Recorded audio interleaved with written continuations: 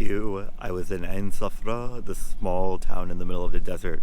We were talking to some people just outside the local convenience store as we were waiting to head out on our way to Tidjikja. Well, this morning I'm here in Tidjikja, and I just want to give you a little brief narrative of exactly what happened last night. We were halfway on our way between Athar and Tidjikja, and right now I still don't exactly have the best idea of what happened last night. All I know is that we were unloading all of our stuff to, I think, take all the products that were to be brought to the convenience store and hand them over to the store workers. So all the bags were unloaded, and then we were loading the bags back.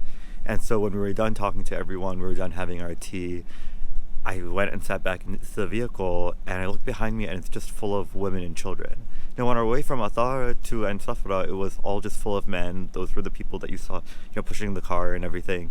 And I looked back, and there's like none of the same people. They're all standing outside. And then there's a sense of some commotion. People are fighting. People are arguing. And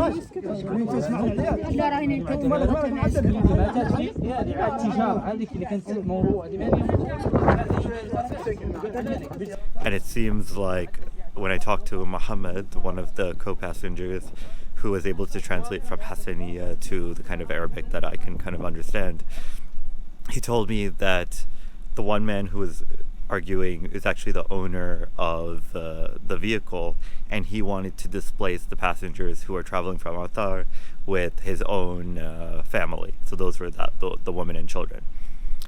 And so there was no other choice but to let them sit, and the other men would probably just have to travel the next day. And there was no way that they could displace me because I provide all my passport details to all the checkpoints as we travel along the road. So if I don't reach Tidjikja, the authorities will know about it. And so we continue traveling another 2.5 hours with me and Mohammed, the passenger who could translate for me, sitting in the front passenger seat, and then all the women and children in the back. Finally, we reached Tidjikja around 10:30 at night. The driver was able to drop me off at a hotel, and finally was able to enjoy some air conditioning, Western style toilet, a bed, all of those comforts after a while here in rural Mauritania. So in today's episode, what we're going to do is explore Tidjikja. It's a major modern trading town along the roads of the desert, sitting neither on the main highway in the south or the main highway in the north. So a very untouched, unexplored area in terms of travel in Mauritania. So there isn't a lot of touristy things to do here, but we'll just take a look, try to talk to people, see what's going on in this town, and just spend a quieter day before we head to Nouakchott tomorrow, inshallah. So this is my hotel room here in Tidjikja. As you might be able to hear, I've got NPR playing in the background, all sense of home. Got a bed, air conditioning, which I appreciate, and then a nicer bathroom than what I've been used to recently. So I'm going to go try to find some breakfast, and then we'll get going to check out the city before it gets too hot. Abdullahi. Katzeen.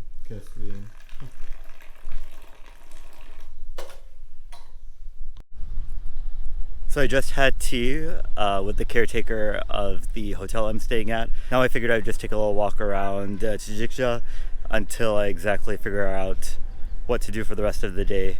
There isn't much to do in the city in terms of tourist sites, but just to get a sense of what a typical Mauritanian town is like, especially the towns which lie off the major highways which tourists are likely to frequent. Tidjikja is a trading town that sits right between the northern highway, which is where we came from, which intersects with Athar, and the southern highway towards the Malian border, where it intersects with the town of Kifa. It's home to just over 10,000 people. I'm just walking through this neighborhood. Seems like a bit of a residential neighborhood. You can definitely tell that there are some areas which are a lot older than others. I had passed by another area on the other side of the road which seemed to be much older, so we'll go check that out later. So what drew me to this side of the road was just that I'm seeing a lot of buildings with interesting architecture. They look like mosques, or at least some sort of Sufi zawiyas again. But really, really interesting. I haven't seen minarets that look like this before. And in the distance you can hear a bunch of children screaming, so probably a school nearby too. So everywhere you go in Mauritania, even if it's like middle of a residential neighborhood in the capital city or somewhere rural like this, you'll see goats everywhere. And so I asked my host in Atar, Mohammed, exactly who these goats belong to, and he told me that they belong to the people who live in the neighborhood, but they usually just like let them roam the streets, and then in the evening time they know to go back to their homes. I was just walking past the school here in Tidjikja and met these guys. Obviously, you just say your salam and go up and talk to people. They're very, very friendly. Jamhur, Mohammed, واسمك؟ إيه؟ زيدات. زيدات. تجكجة بلد جميل يوجد فيه الكثير من السياحة. اي والله. ويوجد فيه كثير من التاريخ، بلد تاريخي. والمقاومة الفرنسية، المستعمر الفرنسي مات قتلوا هنا. كان في معركة كبيرة في تجكجة. إيه. كان في ساحة المعركة موجودة في المدينة ولا لا؟ موجودة لكن انتثرت. موجد بقايا ليس كثيرا بقايا هنا في المدينة. تجكجة بلد جميل. وعندك رسالة تحب أن توصلها للجمهور الأمريكي؟ جمهور توفيق كونتراكشنيشن أوف كوب ديوان.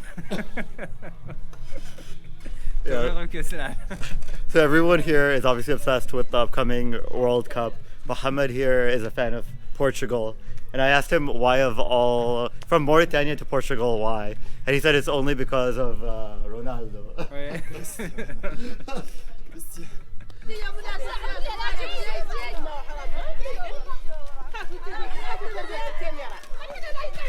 السلام عليكم. السلام عليكم.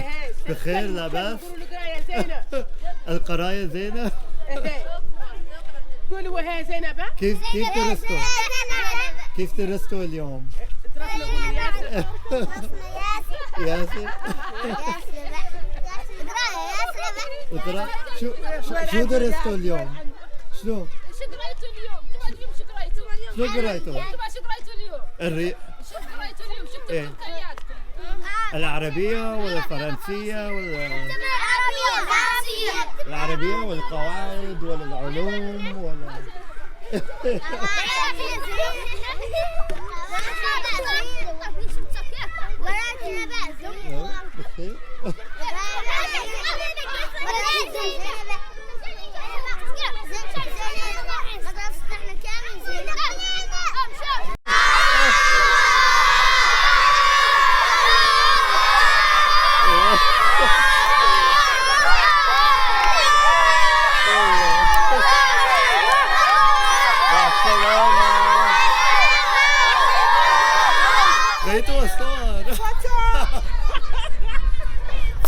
السلام عليكم. شحال كل لاباس ياك الخير. نحن عين الإضافة نعم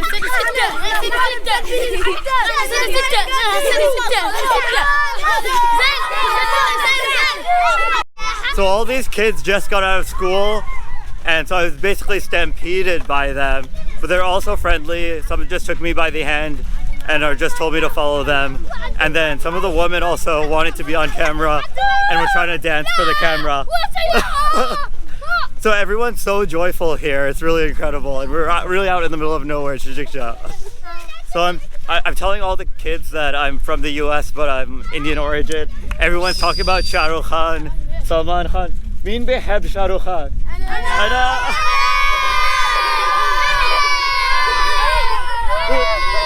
مين بيحب سلمان خان؟ Hello.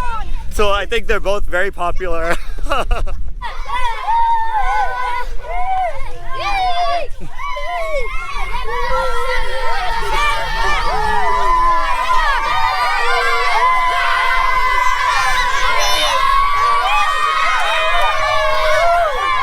يقول إنه ده المقبرة.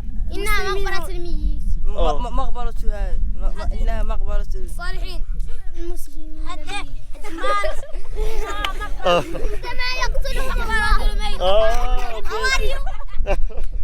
I wanted a tour guide here in Tidjikja, and I've found dozens of them. They're telling me that the area right over here is actually a graveyard, and which dates back to the key battle between the French colonialists and the people of Tidjikja who were resisting colonialism. And so this is called Maqbarat ul-Maytin. Naam. Okay. It's really amazing how incredible of a communication tool the Arabic language can be. I can be all the way on the Arabian Peninsula or here in this random desert village in Mauritania, and we can all meet over our shared knowledge of standard Arabic.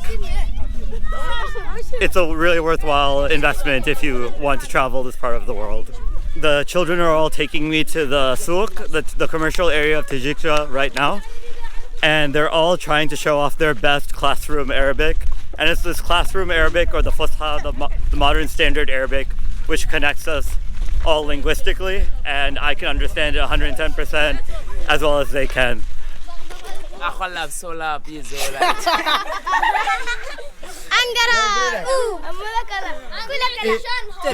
نحن نشوف في التلفزيون.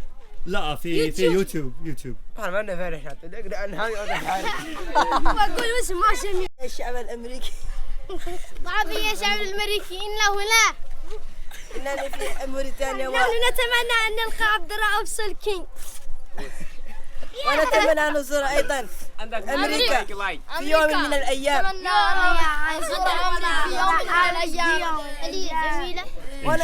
ان شاء الله ان شاء الله ان المغرب جميل حقا. ما يلمس هنا الفضاء قليلا ما يلمس عندما نذهب لنزور امريكا. The children want to show me everything in Tidjikja, so we're walking around the marketplace right now, the souk, telling the typical things that you might get in any Mauritanian town, but it seems also special when they're showing it to me. The children are telling me that this whole area, just like we saw in Shinfet and in the other towns, that was also full of water when there was really heavy rains this summer, and so now it's just created a very empty space. Now people are just completely walking across it, but that was all full of water. كان مليان بمياه الأمطار.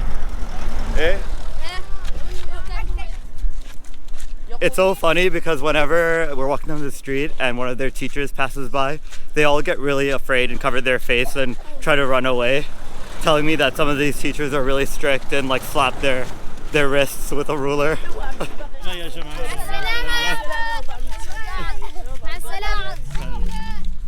They're saying goodbye to the children because I'm just maybe a building or two away from my hotel. So the sun is starting to get really strong right now, so I'm probably just gonna grab some more things to drink, keep myself hydrated, and then head to the hotel, stay in my dark, cool, air-conditioned room. People are so friendly here. I'm really glad I came to visit. Hello everyone, it's a Thursday, I think November 17th, and I just left Tidjikja this morning, heading back to Nouakchott. And let me tell you, it's another wild ride using the public transport system here in Mauritania. So we're in another one of these big mini buses, and I'm sitting all the way in the back. At least I'm near the window so I can get some air from the window side. But it is packed full of people, not just full of people actually. It's actually also packed full of goats, I believe that animal is, on the top. And now we're unloading a bunch of onions here in the small town. But I think there's definitely Maslow's hierarchy of needs when it comes to transport in Mauritania. The need, I would want to say the most basic need is getting from point A to point B, but I don't think so. I think the most basic need is to actually sit, make sure that that you adhere to the politics of where you're sitting, so that men are only sitting next to men, women are only sitting next to other women, or at least people within your own family. That's the most basic rule that you cannot break. Whether you'll actually get from point A to point B, that's the second thought. And then I would say what would come is, in this hierarchy of needs, would be getting from point A to point B. The third would be time. And lastly is comfort. So the comfort would sit at the top of the pyramid, where that self-actualization might sit in the typical Maslow's hierarchy. But this is what I've come to conclude after taking a couple of these trips. So with that said, I hope you enjoyed this episode where we explored this tiny town, which really nobody visits, called Tidjikja, right in the middle of the desert. We're heading back to Nouakchott. I'm not sure whether I'll spend another day in Nouakchott or not, and then we'll see where our adventures take us next. Hope you enjoyed this video. Hope you learned something. Hope you open up Google Maps and figured out exactly where all these places are, because that's part of the fun. And with that, I will say goodbye. So maybe about 70% of the way to Nouakchott from Tidjikja, and I figured I had to film this because it's pretty unique, even though I just ended an episode. So this is a bonus episode for you all. But what's really interesting is I'm at what can best be described as maybe a communal Mauritanian highway rest stop. Our bus just pulled over. There are people cooking over there. They're literally like skinning a goat for preparation for our food. And a driver came over. Everyone sort of splits up into different tents. There's like a tent for men and a tent for women, and then maybe like other tents for like smaller families. So I'm in the single male tent, and the driver just came over and took maybe 200 ouliya from each of us for our portion of meat, and they're going to prepare, I'm assuming, a communal lunch for us with enough meat for each of us. And we'll sitting here, wash our hands, gather around a plate, have our lunch, and then I'm not even going to try to predict when we'll get to Nouakchott. I'm just signing away today to this bus ride. And to be honest, I'm pretty sure that goat was alive when I got here like 5 minutes ago, and now I'm watching its skin being ripped off. It's true, we really don't get much visibility into how our meat is actually brought to us in the US.